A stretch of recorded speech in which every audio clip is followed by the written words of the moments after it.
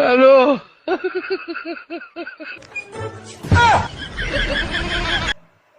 हाय देखा हम तवन घामी में मरी मरी के नादा काछा बान्हा चलावा और ते और खेते में से घसियो काट के ले। हम कहते बढ़िया से खियाई निक के दूध दी है। आई लोग ते अपना मिल बांट के अपना ही पी लेती है। चला अब बढ़िया से खियाई खैया लोग।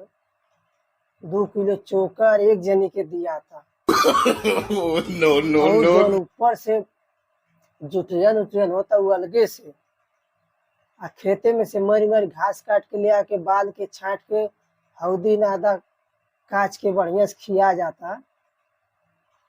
ये लोग अपना ही पी जाती है। सब बतावा। चला पिया है अब बिहान से बांधा 1 किलोमीटर दूरे तब से नो नो नो।